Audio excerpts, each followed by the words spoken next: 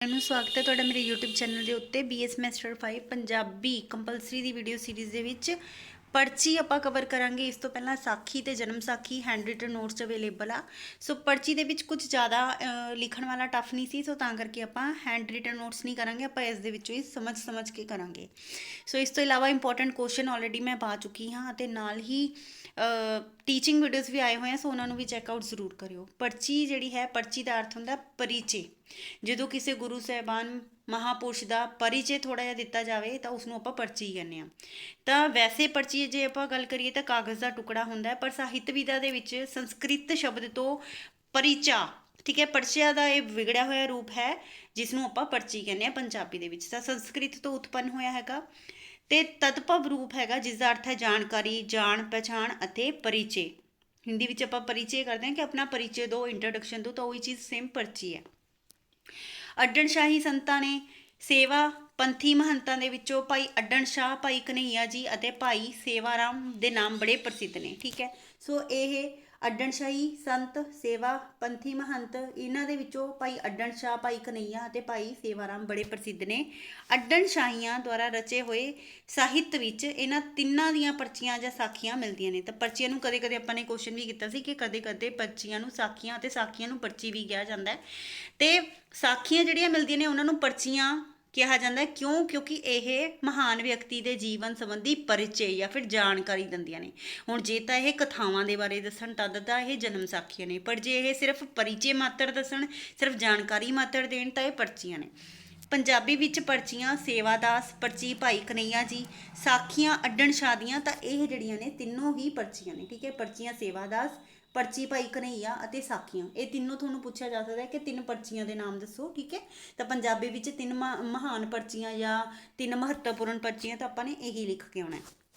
ਸੇਵਾਦਾਸ ਦੀਆਂ ਪਰਚੀਆਂ 'ਚ 50 ਸਾਖੀਆਂ ਮੌਜੂਦ ਨੇ, ਠੀਕ ਹੈ। 50 ਸਾਖੀਆਂ ਯਾਨੀ ਕਿ 50 ਕਥਾਵਾਂ। ਤਾਂ ਪਰਚੀ ਭਾਈ ਕਨ੍ਹਈਆ ਵਿੱਚੋਂ ਇੱਕ ਨਮੂਨਾ ਜਿਹੜਾ ਹੈ ਹੇਠਾਂ ਦਿੱਤਾ ਹੋਇਆ, ਤਾਂ ਇਹ ਜਿਹੜਾ ਹੈ ਪਰਚੀ ਦਾ ਇੱਕ ਨਮੂਨਾ ਹੈ।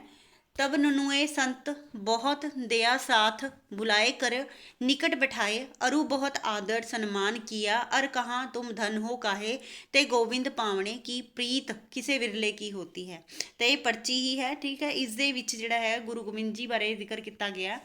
तो उपरोक्त नमूने तो स्पष्ट है कि इन्हां पर्चियां विच सिੱਖੀ ਜੀਵਨ ਰਹਿਤ ਮਰਿਆਦਾ ਦਾ ਸਪਸ਼ਟੀਕਰਨ ਕੀਤਾ ਗਿਆ ਅਤੇ ਜਿਨ੍ਹਾਂ ਪਾਤਰਾਂ ਨੂੰ ਲਿਆ ਗਿਆ ਹੈ ਉਹ ਆਦਰਸ਼ ਸਿੱਖੀ ਜੀਵਨ ਦੇ ਧਾਰਨੀ ਨੇ, ਮਤਲਬ ਉਹ ਆਦਰਸ਼ ਸਿੱਖੀ ਜੀਵਨ ਦੇ ਜਿਹੜੇ ਨੇ ਲੋਕ ਨੇ। ਅਤੇ ਇਹਨਾਂ ਪਰਚੀਆਂ ਦੇ ਵਿੱਚ ਜਿਹੜੀ ਭਾਸ਼ਾ ਹੈਗੀ ਆ ਉਹ ਕਿਹੜੀ ਹੈਗੀ ਆ, ਸਧੂਕੜੀ, ਸਾਧੂ ਕੱਕੜੀ ਵੀ ਕਿਹਾ ਜਾਂਦਾ ਹੈ, ਸਾਧ ਭਾਸ਼ਾ ਵੀ ਕਿਹਾ ਜਾਂਦਾ ਹੈ, ਠੀਕ ਹੈ। ਤਾਂ ਪਰਚੀਆਂ ਤੇ ਸਾਖੀਆਂ 'ਚ ਸਾਧ ਭਾਸ਼ਾ ਦਾ ਯੂਜ਼ ਕੀਤਾ ਜਾਂਦਾ ਹੈ।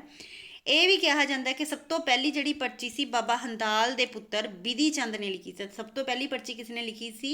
ਬਾਬਾ ਹੰਦਾਲ ਦੇ ਪੁੱਤਰ ਬਿਧੀ ਚੰਦ ਨੇ। ਇਸ ਤੋਂ ਇਲਾਵਾ ਹੋਰ ਵੀ ਕਾਫੀ ਸਾਰੇ ਸੰਤਾਂ ਭਗਤਾਂ ਦੇ ਜੀਵਨ ਨੂੰ ਬਿਆਨ ਕਰਦੀਆਂ ਪਰਚੀਆਂ ਨੇ, ਸੋ ਜੋ ਕਿ ਬਹੁਤ ਸਾਰੇ ਸ਼ਰਧਾਲੂਆਂ ਨੇ ਲਿਖੀਆਂ ਨੇ।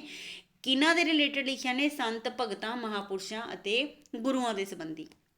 ਤਾਂ ਪਰਚੀਆਂ ਨੂੰ ਕਦੇ ਕਦੇ ਗੋਸ਼ਟੀ ਵੀ ਕਿਹਾ ਜਾਂਦਾ ਹੈ, ਗੋਸ਼ਟਾਂ, ਸਾਖੀਆਂ ਵੀ ਕਿਹਾ ਜਾਂਦਾ ਹੈ ਅਤੇ ਰਤਨਾਵਲੀਆਂ ਵੀ ਕਿਹਾ ਜਾਂਦਾ ਹੈ, ਠੀਕ ਹੈ। ਤਾਂ ਸਾਖੀ ਤੇ ਜਨਮ ਸਾਖੀ ਦੇ ਵਿੱਚ ਕੀ ਫਰਕ ਹੈ? ਸਾਖੀ ਦੇ ਵਿੱਚ ਜਿਹੜਾ ਹੈਗਾ ਤਕਰੀਬਨ ਕਾਫੀ ਸਾਰੀਆਂ ਕਥਾਵਾਂ ਹੁੰਦੀਆਂ ਨੇ ਤੇ ਪਰਚੀ ਜਿਹੜੀਆਂ ਹੁੰਦੀਆਂ ਵਿਚਾਰਾਂ ਵਾਲੀਆਂ ਹੁੰਦੀਆਂ ਨੇ, ਵਿਚਾਰ ਪ੍ਰਗਟ ਕੀਤੇ ਹੁੰਦੇ ਆ, ਜਾਣਕਾਰੀ ਜਿਹੜੀ ਹੈਗੀ ਦਿੱਤੀ ਹੁੰਦੀ ਹੈ ਪਰਚੀ 'ਚ। ਜਨਮ ਸਾਖੀ ਦੇ ਵਿੱਚ ਜਿਹੜੀਆਂ ਹੈਗੀਆਂ ਕੁਝ ਮੇਨ ਕਥਾਵਾਂ ਜਿਨ੍ਹਾਂ ਤੋਂ ਜਿਹੜਾ ਹੈਗਾ ਸਾਨੂੰ ਉਪਮਾ ਪਤਾ ਲੱਗਦੀ ਹੈ, ਪ੍ਰਸ਼ੰਸਾ ਪਤਾ ਲੱਗਦੀ ਹੈ ਤੇ ਸਾਡਾ ਆਦਰ ਸਤਿਕਾਰ ਉਸ ਮਹਾਪੁਰਸ਼ ਪ੍ਰਤੀ ਹੋਰ ਵੱਧ ਜਾਂਦਾ, ਤਾਂ ਉਹ ਜਨਮ ਸਾਖੀ ਹੁੰਦੀ ਹੈ, ਠੀਕ ਹੈ। ਇਹ ਤਿੰਨਾਂ ਦਾ ਡਿਫਰੈਂਸ ਹੈ। ਹੁਣ ਹੈ ਗੋਸ਼ਟ ਜਾਂ ਫਿਰ ਗੋਸ਼ਟੀ ਕੀ ਹੁੰਦਾ ਹੈ? ਗੋਸ਼ਟੀ ਕੀ ਹੁੰਦਾ ਹੈਗਾ ਅਤੇ ਇਸ ਦੇ ਤੱਤ। ਗੋਸ਼ਟੀ ਜਿਹੜਾ ਸ਼ਬਦ ਹੈ ਇਹ ਵੀ ਸੰਸਕ੍ਰਿਤ ਦੇ ਗੋਸ਼ਟ ਸ਼ਬਦ ਤੋਂ, ਧਾਤੂ ਤੋਂ ਬਣਿਆ, ਠੀਕ ਹੈ। ਗੋਸ਼ਟ ਧਾਤੂ ਤੋਂ ਗੋਸ਼ਟੀ ਸ਼ਬਦ ਬਣਿਆ ਜਾਂ ਫਿਰ ਗੋਸ਼ਟ, ਜਿਸ ਦਾ ਅਰਥ ਹੈ ਇਕੱਠਾ ਕਰਨਾ। ਗੋਸ਼ਟ ਮਤਲਬ ਇਕੱਠਾ ਕਰਨਾ, ਕੋਈ ਚੀਜ਼ ਇਕੱਠੀ ਕਰਨੀ।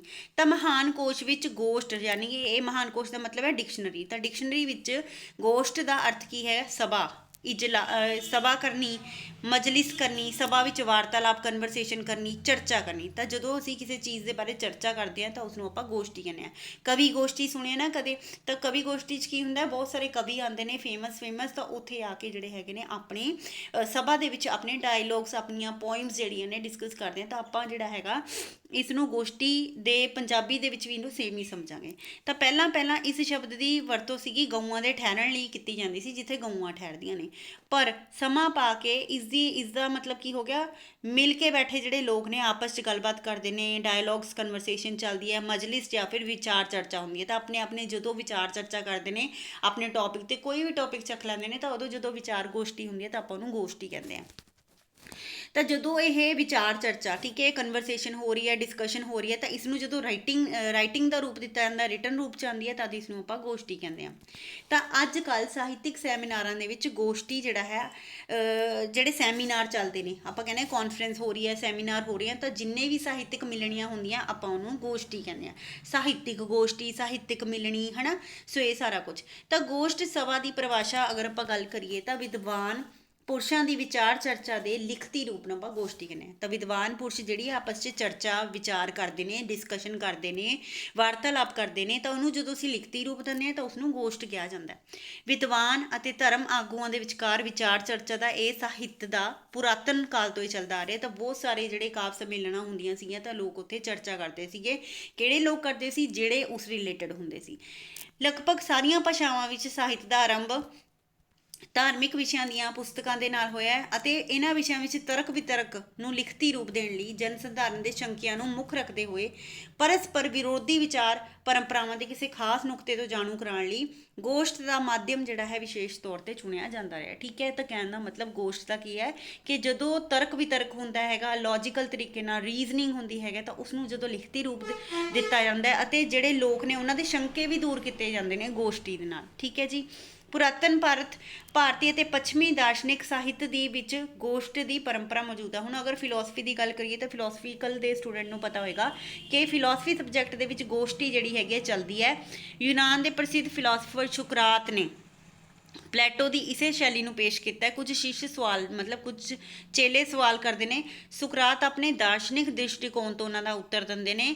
ਮਤਲਬ ਜਦੋਂ ਕੋਈ ਵੀ ਆਪਾਂ ਡਿਸਕਸ਼ਨ ਕਰਦੇ ਹਾਂ, ਕੋਈ ਵੀ ਆਈਡੀਆ ਜਿਹੜੇ ਨੇ ਉਹ ਆਪਾਂ ਕਨਵਰਸ ਕਰਦੇ ਹੈਗੇ ਹਾਂ, ਠੀਕ ਹੈ, ਡਾਇਲੋਗਸ ਚੱਲਦੇ ਨੇ ਵੀ ਇਹ ਐਦਾਂ ਨਹੀਂ ਐਦਾਂ ਹੋਣਾ ਚਾਹੀਦਾ, ਜਦੋਂ ਉਹ ਲਿਖਤੀ ਰੂਪ 'ਚ ਆ ਜਾਏ ਤਾਂ ਉਹ ਗੋਸ਼ਟੀ ਹੈ।